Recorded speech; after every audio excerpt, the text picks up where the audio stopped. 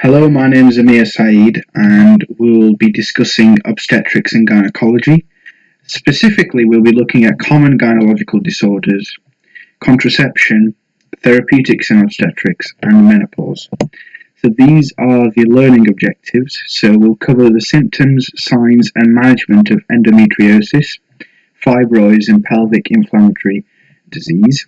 To cover the combined contraceptive pill, its mechanism of action, some of the benefits and risks as well of the combined contraceptive pill, to cover which drugs can be used during pregnancy, which are safe to be used during pregnancy and which are not safe to be used during pregnancy, and to cover the symptoms and management of menopause with a focus on hormone replacement therapy.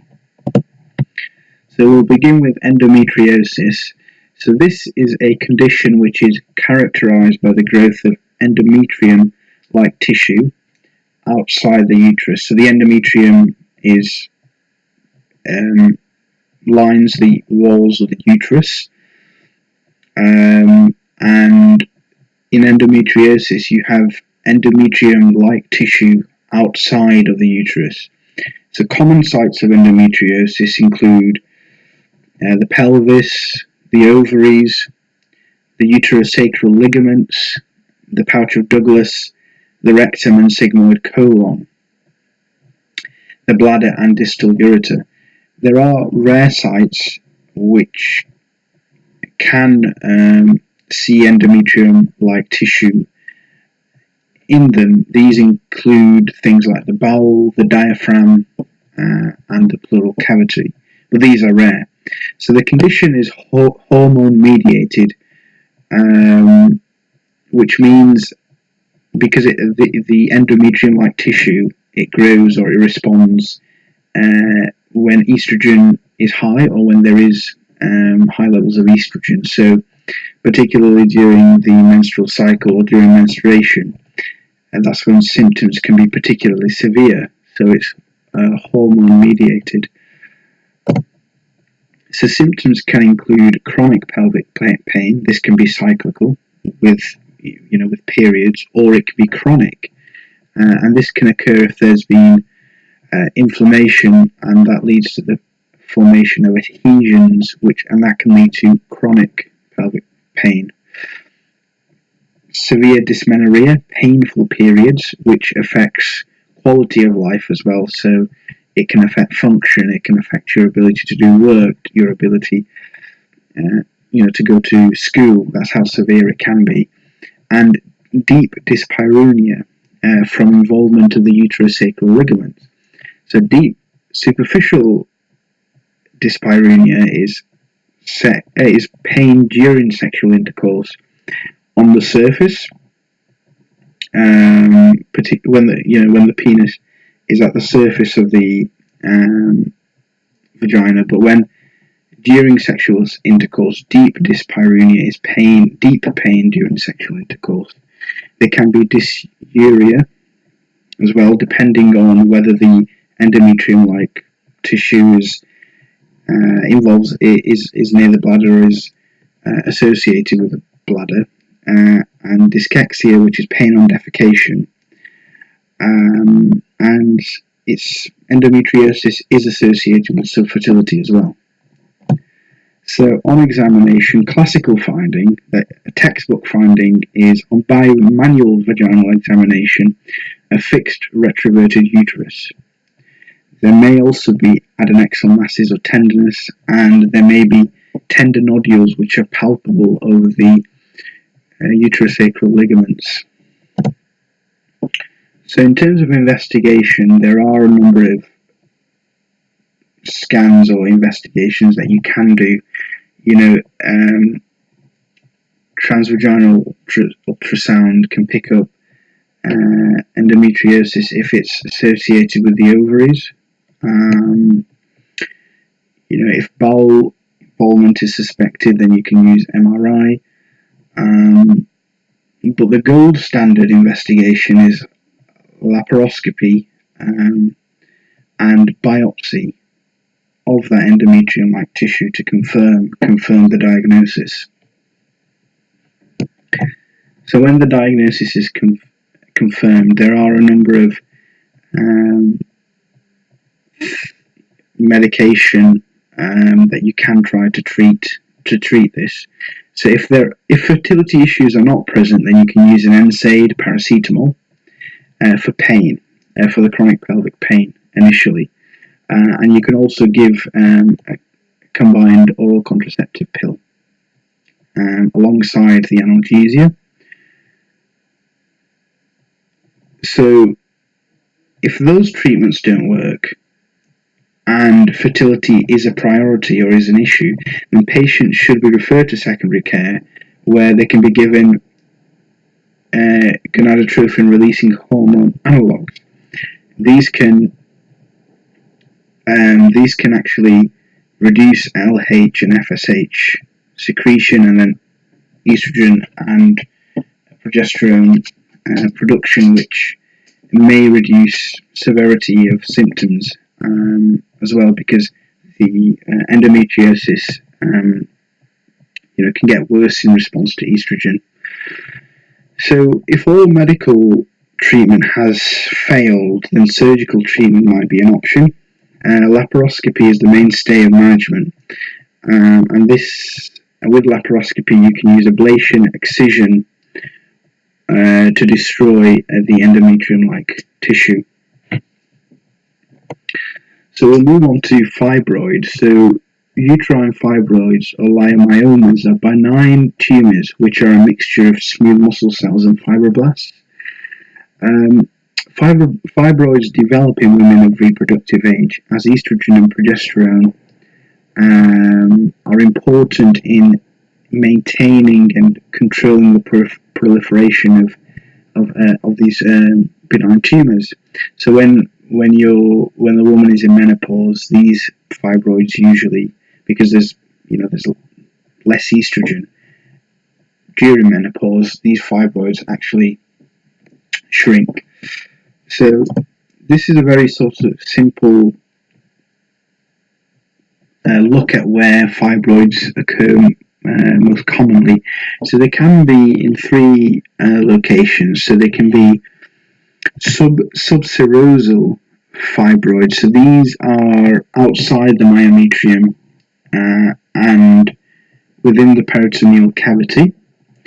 You also have intramural fibroids. So these are within the muscle wall. They don't protrude into the cavity, and they're not, on the serosal surface of the uterus. They're within the muscle, and these can be associated with menorrhagia because they can interfere with the constriction of blood vessels during menstruation.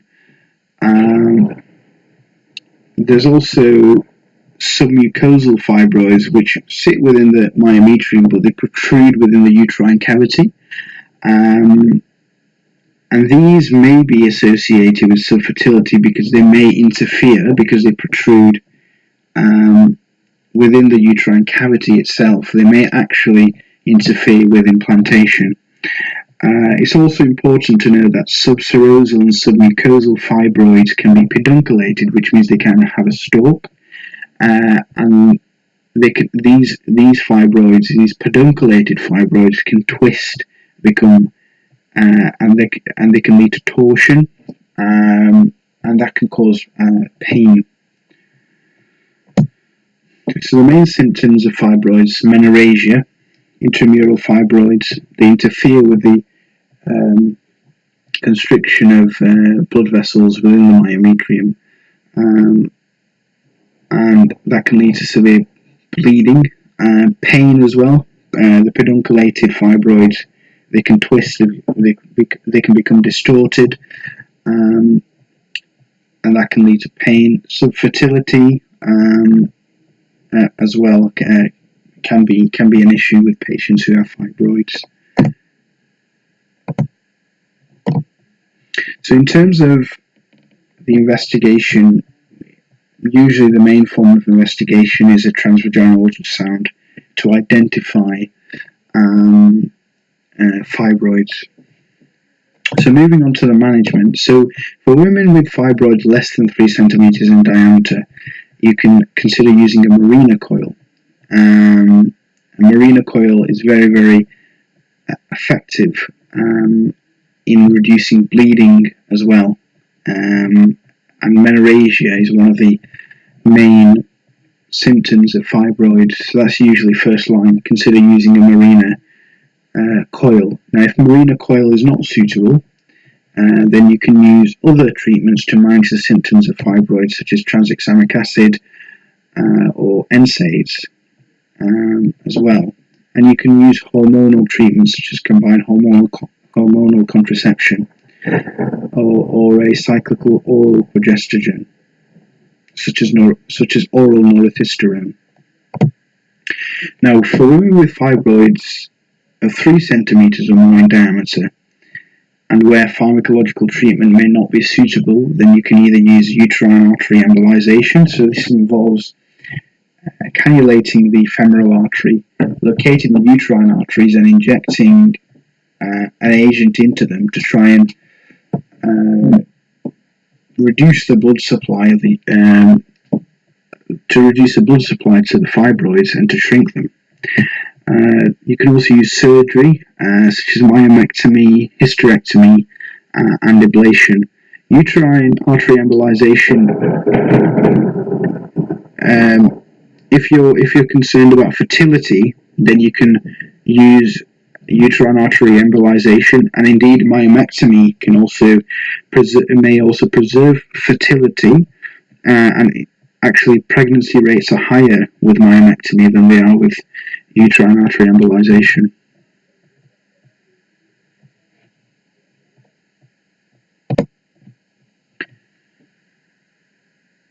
So now we'll move on to pelvic inflammatory disease. Pelvic inflammatory disease is a term used to describe infection and inflammation which starts in the endocervix and can ascend to different female pelvic organs, including the uterus, the fallopian tubes, ovaries, and the surrounding peritoneum. There are many causative agents of pelvic inflammatory disease, and the main ones are chlamydia trachomatis and Neisseria gonorrhea. Symptoms can include pelvic or lower abdominal pain. Classically, you can have pain on both sides of the pelvis and lower abdomen. Deep dyspareunia, which is deep pain during sexual intercourse. Abnormal vaginal bleeding, i.e. during periods or even after sexual intercourse. Postcoital bleeding can occur, and these may be associated with inflammation of the cervix or endometrium. Patients may complain of abnormal vaginal or cervical discharge as well, and patients may have maybe pyrexia as well. On examination, there could be cervical excitation.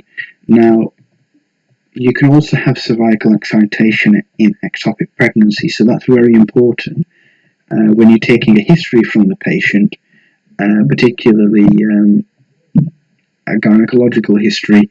It's very important to ask about pregnancy, about periods, because you don't want to miss an ectopic pregnancy. That can be fatal.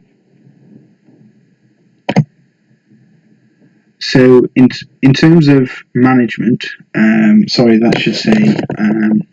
management, but as investigations, a pregnancy test should be done to exclude an ectopic pregnancy. High vaginal swabs should be done, but these are often negative, and it's important to screen for important causative agents such as chlamydia and gonorrhea. So in terms of the management, it's important to start antibiotics as soon as possible. These can include oral fluoxetine and oral metronidazole, or you can use intramuscular ceftriaxone and oral doxycycline or oral metronidazole.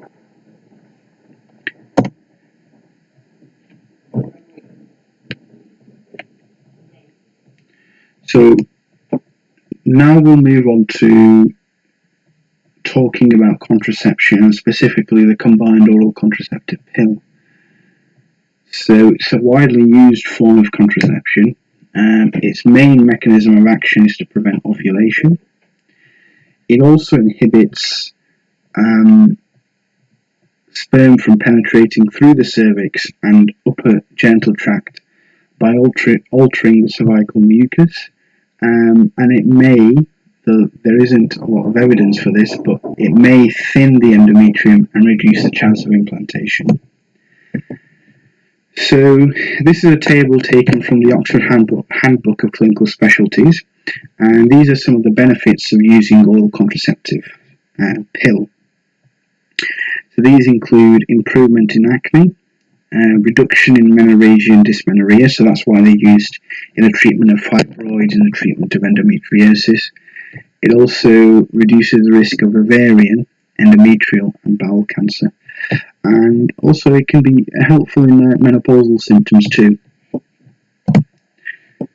So we'll move on to, it's important that when you counsel a patient on using oral contraceptive pill, it's really important to ask about risk factors, because there are certain important contraindications to know about the oral contraceptive pill, and the UKMEC criteria helps us to decide, okay, what are the contraindications for this patient and whether we can actually use this contraception in a patient. So for UKMEC 1 criteria, this is where a condition for which there is no restriction for the use of the contraceptive method. So UKMEC 1, you can use the contraception. So with UKMEC 2, advantages generally outweigh the disadvantages. So again, maybe it's you could be able to use a contraceptive method, but there may be alternatives you can think of.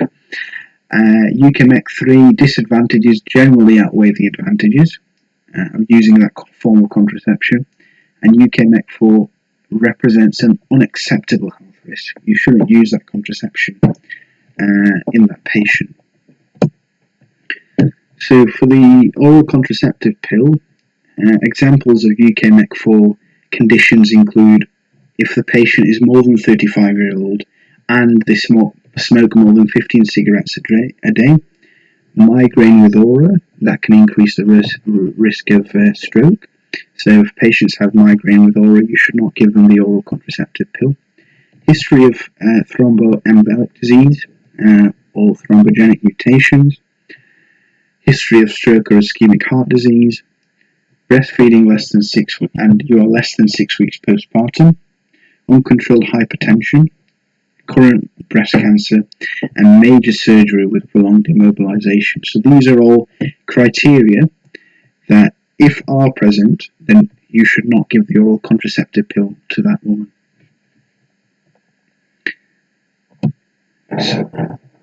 So it's also important to know what you would do if a patient misses a pill and how to advise them.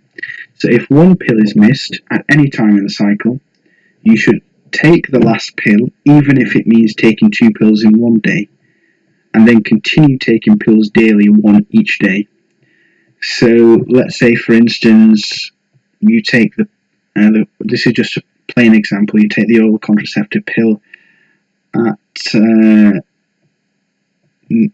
o'clock in the morning, but on Tuesday, but you forgot it on Tuesday, you didn't take it on Tuesday.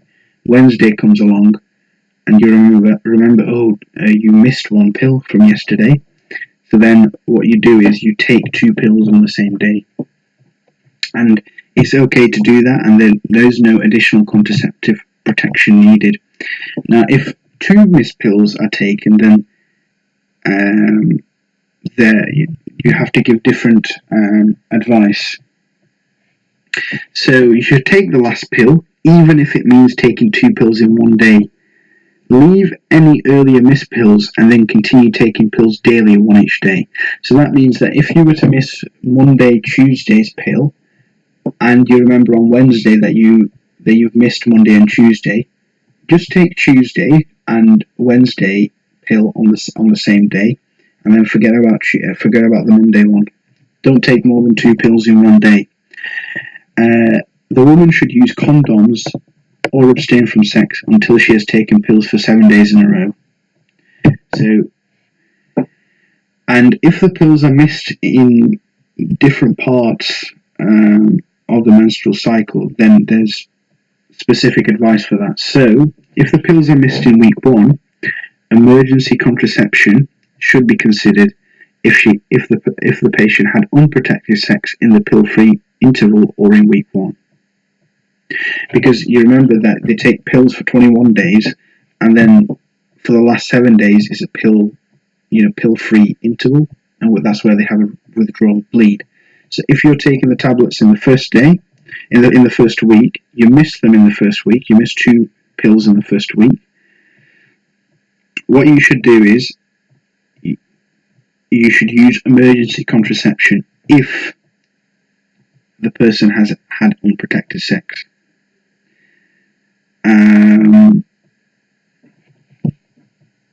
So just to sum, and then if the pills are missed in week 2, there's no need for emergency contraception. If the pills are missed in week 3, the person should finish the pills in the current pack and then start the new pack the next day, and you omit the pill-free interval. So it is quite complex, but just to summarise, so for 2 pills, if you miss 2 pills, take the last pill, even if it means taking 2 pills in 1 day. And then once you've done that, you should use condoms or abstain from sex for 7 days in a row. Now, if the 2 pills were missed in week 1 and you had unprotected sex, then you should seek emergency contraception. If they're missed in week 2, there's no need for emergency contraception if you've had unprotected sex. If the pills are missed in week 3, you should finish the pills in the current pack and start the new pack the next day. There should be no pill-free interval. Just start the next pack. Don't have that pill-free week. Start the next pack. It is quite complex, but I think once you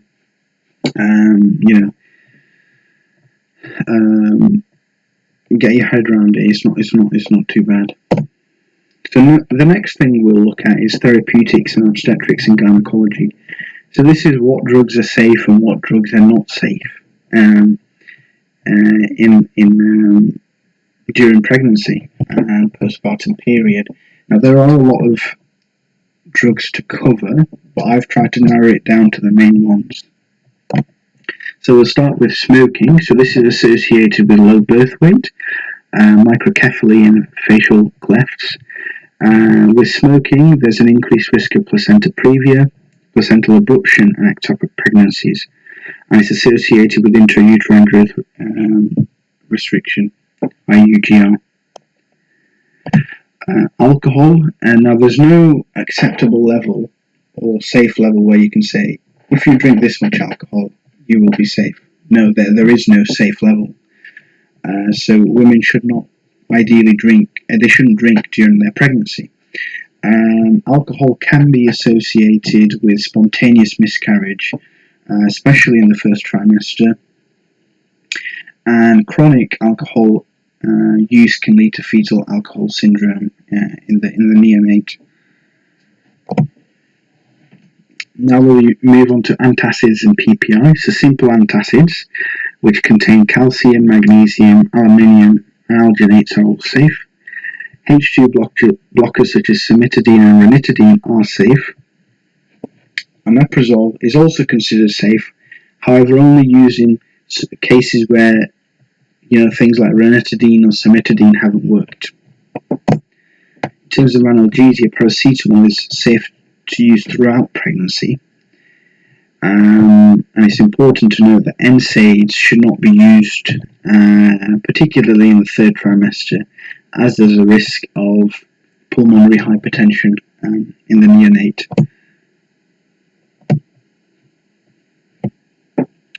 In terms of warfarin should be avoided in pregnancy, especially in the 1st and 3rd trimesters. And the reason why it should be avoided is because in the first trimester, if you use warfarin, it's teratogenic, and in the first trimester is when it's a key step in the development of the baby, particularly the organs of the baby. So if you use warfarin in that period of time, it can lead to teratogenic effects. And in the third trimester, it should be avoided because it can cause fetal hemorrhage. So those were all the main drugs that I think are important to know and their effects. So what we'll do is we'll move on to menopause. And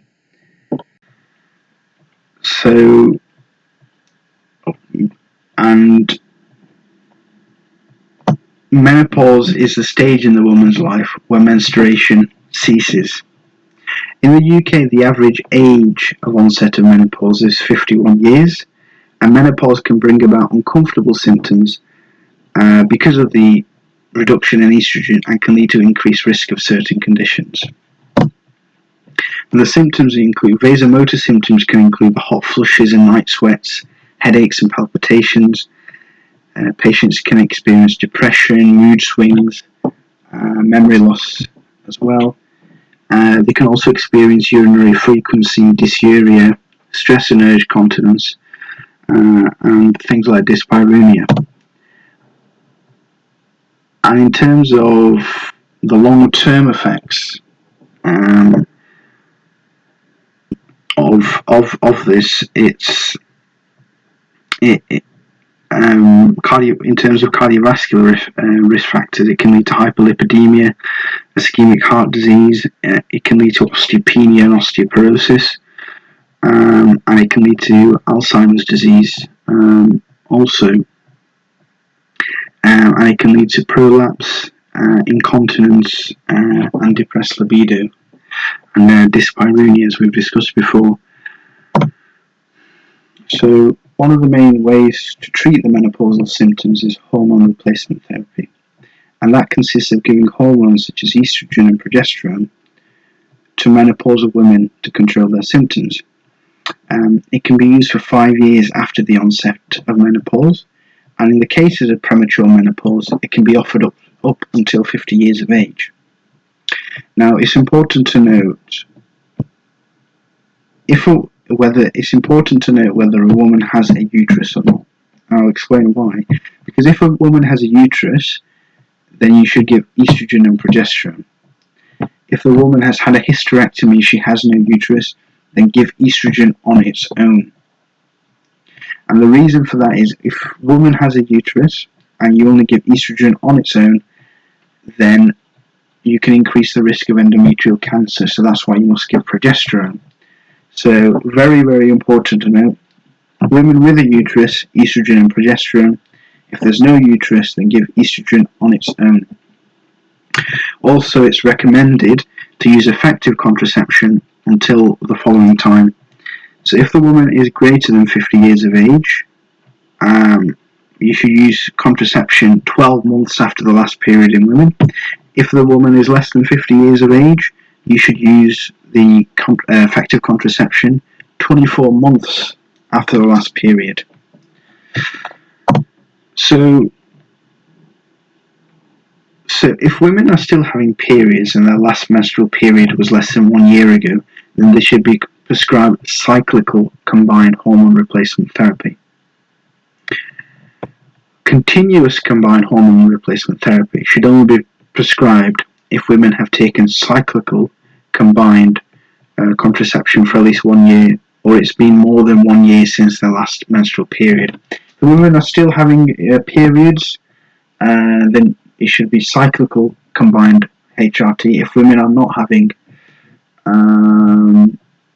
if it's been at least 1 year since their last menstrual period, more than 1 year, then give continuous HRT.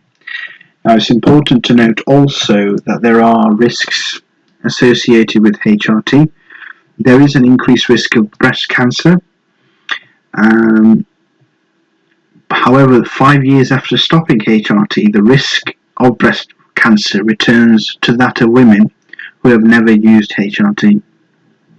There's also increased risk of endometrial cancer, but if you have a uterus, you'll be using estrogen and progesterone, which will hopefully reduce the risk of endometrial cancer. HRT also doubles the risk of VTE, but the actual risk still remains very, very small. And any VTE is most likely to occur in the first year of taking HRT. And it also increases the risk of ischemic heart disease, so that's really important to know. So in summary, one, it's important to, when you consider giving HRT, it's important to know whether the woman has a uterus or not. If she has a uterus, estrogen and progesterone. No uterus, estrogen. Now you need to think about whether it's cyclical or continuous.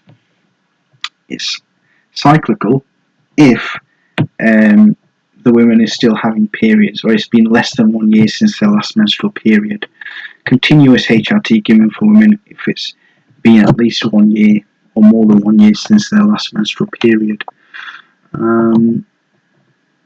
Thank you very much for listening to this lecture, and I hope it's been useful.